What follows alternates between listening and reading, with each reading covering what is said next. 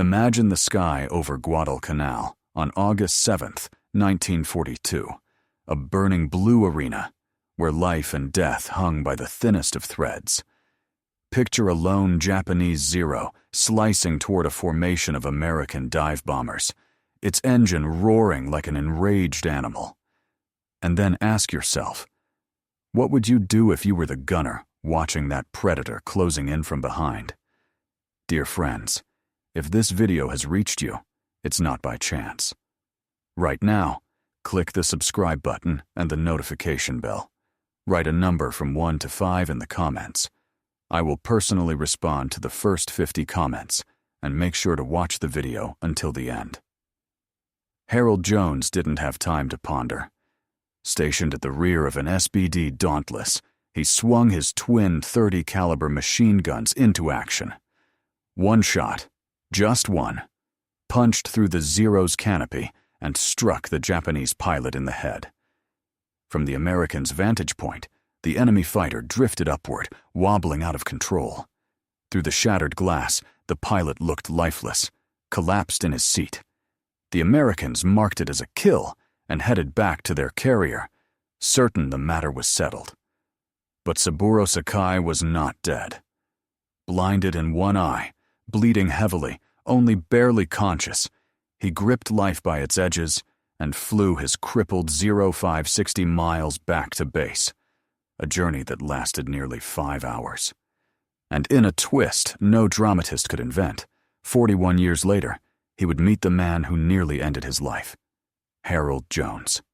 They shook hands, exchanged gifts, and, astonishingly, became friends. Saburo Sakai had been born in 1916 in Japan's Saga Prefecture, his lineage traced back to samurai. Yet after the Meiji Restoration forced warriors into civilian roles, his family lived as farmers. When his father died and Sakai was just 11, his future seemed to shrink. At 16, with limited prospects, he enlisted in the Imperial Japanese Navy in 1933. His early service placed him as a gunner aboard the battleships Kirishima and Haruna. By 1937, after failing the entrance exam for flight school twice, he passed on the third attempt. The training he entered was notorious, the harshest aviation program on Earth. Trainees were pushed to their limits with brutal wrestling matches, punishing swim tests, and standards so uncompromising that any pilot who fell short was disgracefully reassigned to regular duty. Sakai didn't just succeed, he graduated at the top of his class. Emperor Hirohito himself presented him with a silver watch. By 1942, Sakai was already a seasoned combat aviator. He had flown missions across China, the Philippines, the Dutch East Indies, and New Guinea. He mastered the A6M-0, a machine light as a feather and deadly in the hands of someone like him. Officially, he was credited with 28 victories. In his own autobiography, he claimed more than 60. Harold Jones, meanwhile, served in the U.S. Navy as a rear gunner on SBD Dauntless dive bombers, rugged, heavily armored aircraft built to plunge toward enemy ships. Packed into the rear seat, facing backward with twin machine guns, men like Jones shielded the bomber from rear attacking fighters. He and his pilot flew as part of the air group aboard the USS Enterprise, one of the American carriers supporting the Marines, landing on Guadalcanal in August 1942. This invasion was the United States' first major push in the Pacific. The Japanese were constructing an airfield on the island, a base that, if completed, would threaten Allied supply routes across the South Pacific. The Marines had to seize it. On August 7th, as the Marines stormed ashore, Japanese aircraft from Rabaul, 5 by 60 miles away, lifted off to strike back. Among the pilots speeding toward Guadalcanal was Saburo Sakai. That morning, Sakai and his squadron launched from Rabaul. The flight alone required hours. When they finally reached the island, they clashed with American fighters protecting the landing forces. In an intense duel, Sakai shot down an F-4F Wildcat flown by James "Pug" Sutherland. Their dogfight stretched on, each pilot displaying remarkable mastery. Sakai eventually landed hits beneath the left wing root of Sutherland's Wildcat. The fighter spiraled down. Sutherland survived and would later become an ace. After this battle, Sakai spotted what he believed to be 8 F-4F Wildcats flying in formation. Confident, he moved in from behind to strike. But he had misjudged them. They weren't Wildcats at all. They were SBD Dauntless dive bombers, each equipped with a vigilant rear gunner. Sakai realized the truth only when he was close enough for all 8 tail gunners to unleash a storm of fire. Tracer rounds streaked through the air. Machine gun bullets and cannon fire shredded his Zero. Among the gunners pouring fire into the Japanese fighter was Harold Jones. Jones saw fragments of the Zero tear off. The canopy shattered, and the aircraft pitched upward, appearing to stall.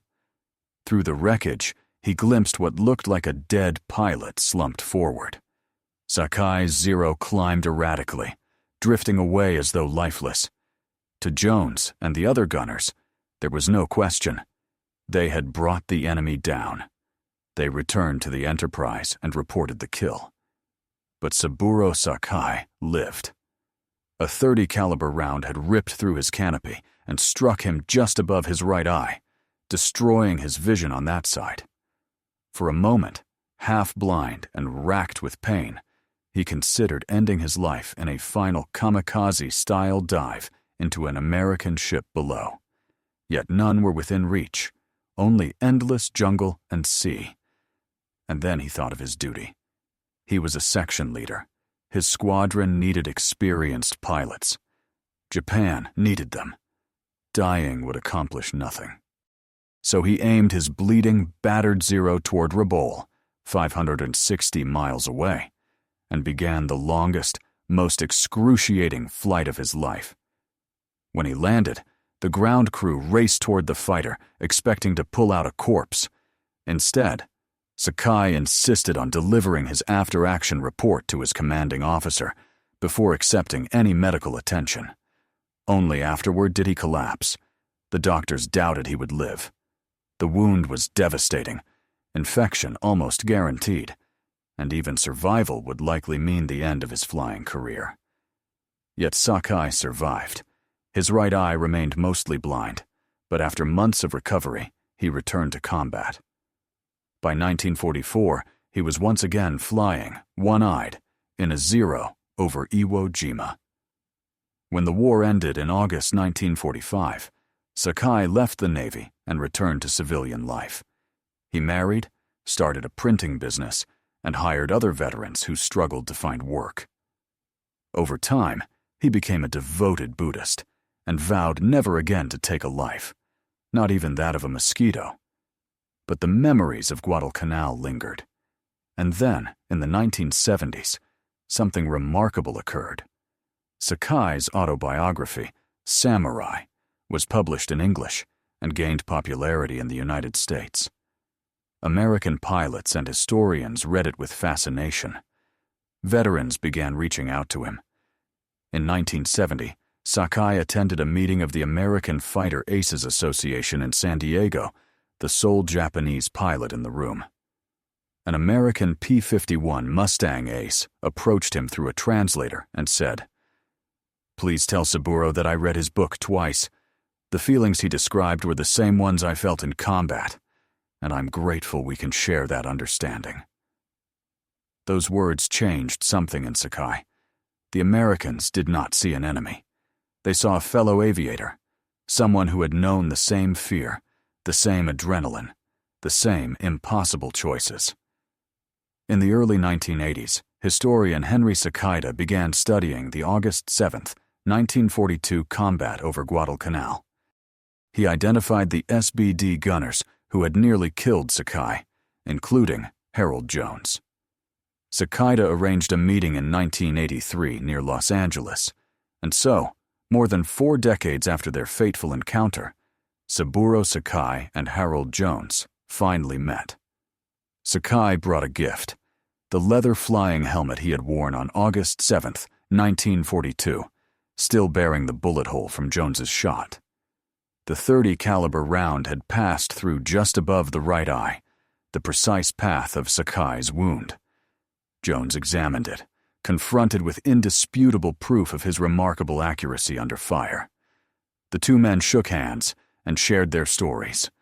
Former enemies bound forever by a single bullet, a moment in history, and a shared respect for what each had survived. Imagine for a moment that you're standing on a sun-baked airstrip near Rabaul, feeling the Pacific wind sting your face as Saburo Sakai recounts the impossible, his legendary return flight after being struck in the head. At the same time, picture Harold Jones, years later, describing how he watched that same zero spiral upward, convinced his shots had ended the pilot's life. Yet fate had other plans. Their memories, once threads of a deadly encounter, would eventually weave into a bond grounded in mutual respect. Both men, after all, had simply carried out the duties demanded of them. No venom, no lingering resentment, just two aviators who had looked death in the eye and survived. And because of that, they forged an unlikely friendship.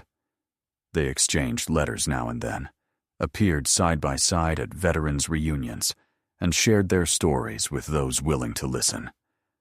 When someone later asked Sakai what it felt like to meet the man who had nearly killed him, he answered with disarming calm, "To me, the war was never personal." In the decades that followed, Saburo Sakai transformed himself into a voice for peace. He traveled across Japan, speaking in schools and at corporate gatherings, urging audiences to hold fast to one timeless message: never give up. The same unbreakable will that had driven him to fly 560 miles with a bullet lodged in his skull fueled his post-war mission to inspire others.